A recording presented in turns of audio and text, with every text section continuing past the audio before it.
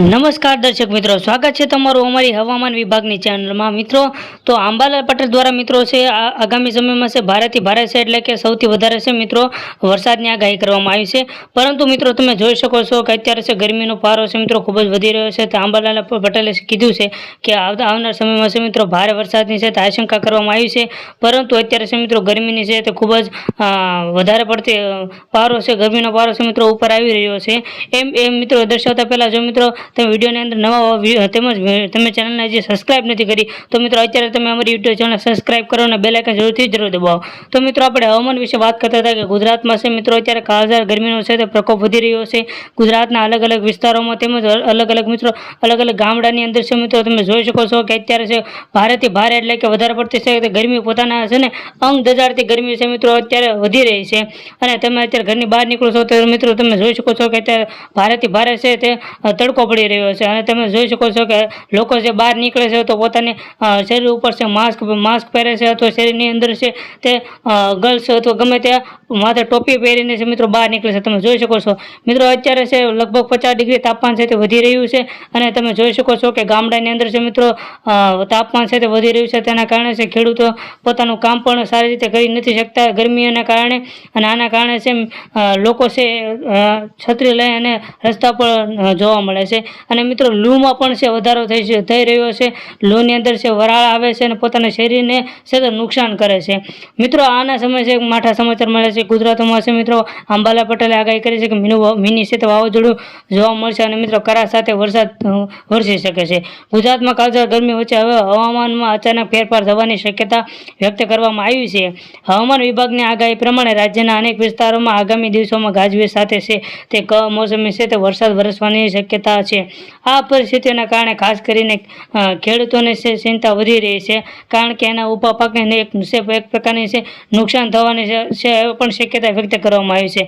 આના કારણે છે મિત્રો તમે જોઈ શકો છો દ્રશ્યની અંદર કે વાવાઝોડાની પરિસ્થિતિનો પણ છે ઉદ્ભવ થયો છે. જે આ મિત્રો વાવાઝોડું છે ગુજરાતની નજીક આવવાનું હોય તેવી આશંકા અંબાલાલ પટેલ દ્વારા કરવામાં આવી છે. અને છે મિત્રો દરિયા કિનારે છે તમે જોઈ શકો છો કે મોજાઓ પણ ઉછળી રહ્યા છે. અને તમે દ્રશ્યની અંદર જોઈ શકો છો કે વાવાઝોડાના પરિણામે લોકો પોતાના ઘરની બહાર પણ નીકળી શકતા નથી. હવામાન નિષ્ણાતના જણાવ્યા અનુસાર હાલ વેસ્ટર્ન ડિસ્ટર્બન્સના અને સાયક્લોનિક સર્ક્યુલેશન જેવી બે મહત્વપૂર્ણ સિસ્ટમ છે સક્રિય કરવામાં આવી છે.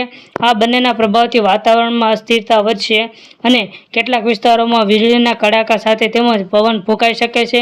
અને પવનની આશરે પવનની મિત્રો છે આશરે ગતિ છે લગભગ 40 કિલોમીટર પ્રતિ કલાક સુધી પહોંચી શકે છે.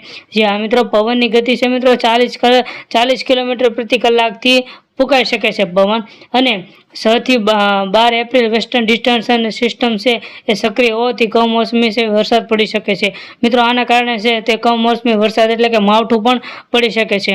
અને આને છે મિત્રો આના કારણે છે વધારે પડતી ખેડૂતોને છે પણ માઠું નુકસાન થવાની શક્યતા વધી રહી છે. ખેડૂતોના પાકને પણ છે મિત્રો ભર ઉનાળામાં મિત્રો છે તમે જોઈ શકો છો કે એના પાકને પણ નુકસાન થાય છે એવી શક્યતાઓ છે હવામાન નિષ્ણાત એટલે કે અંબાલાલ પટેલ દ્વારા જણાવવામાં આવ્યું છે કે હાલ બે વેસ્ટર્ન ડિસ્ટર્બન્સ છે એટલે કે સાયક્લોનિક છે એના અંદર છે મિત્રો તાપમાન પણ વધી રહ્યું છે. એટલે કે મિત્રો ઉત્તર ગુજરાતના છે વિસ્તારોમાં જેમ કે બનાસકાંઠા છે, પાટણ છે, મહેસાણા છે અને સાબરકાંઠામાં ભારે પવન સાથે છે વરસાદની શક્યતા છે. સાથે જ કચ્છ, અમરેલી, મહીસાગર, પંચમહાલ, દાહોદ, વડોદરા, ભરૂચ, નર્મદા સહિતના વિસ્તારોમાં છે પણ વરસાદ છે મિત્રો વરસવાની છે એ શક્યતા અંબાલાલ પટેલ દ્વારા કરવામાં આવી છે. સૌરાષ્ટ્ર અને કચ્છમાં હળવાથી મધ્યમાં વરસાદ પડી શકે છે. કેટલાક જિલ્લાઓ માટે એલર્ટ પણ જાહેર કરવામાં આવ્યું છે કે જેથી લોકોને સાવચેત રહેવાની શક્યતા પણ વધી રહે. અને ખેડૂતોને ખાસ કરીને પાકની છે સુરક્ષા અંગે પણ છે સાવચેત કરી દેવામાં આવે છે. અને સુરક્ષા અંગે છે મિત્રો તકેદારી રાખવા સૂચના આપવામાં આવી છે. ઉપરાંત માછીમારોને છે મિત્રો દરિયો ન ખેડવા બાબતે ખાસ છે સૂચન કરવામાં આપી દેવામાં આવ્યું છે. અને એમના ભવિષ્ય પણ માઠા સમાચાર છે કે આવા લોકોને છે એટલે કે જે લોકો દરિયો ખેડતા હોય એ લોકોને દરિયા ન જવા પણ ખાસ સૂચના આપી દેવામાં આવી છે. તેમજ સરકાર દ્વારા આવા લોકોને યોગ્ય સહાય પૂરી પાડશે. અને જે લોકો ખેતી કરતા હોય એના પાક છે અમુક અંશે જો નિષ્ફળ જાય તો એમને સરકાર દ્વારા છે પણ યોગ્ય સહાય કરવા છે એ સરકાર દ્વારા છે મહત્વનો નિર્ણય છે મિત્રો લેવામાં આવે છે. મિત્રો હજી સુધી જો તમે તમે અમારી યુટ્યુબ ચેનલ સબસ્ક્રાઇબ નથી કરી તો મિત્રો અત્યારે તમે અમારી યુટ્યુબ ચેનલ લાઇક શેર અને સબસ્ક્રાઇબ કરો અને બેલ આઇકન જરૂરથી દબાવો કે જેથી હવામાન વિભાગનો સૌથી પહેલા વિડીયો છે મિત્રો તમને મળે.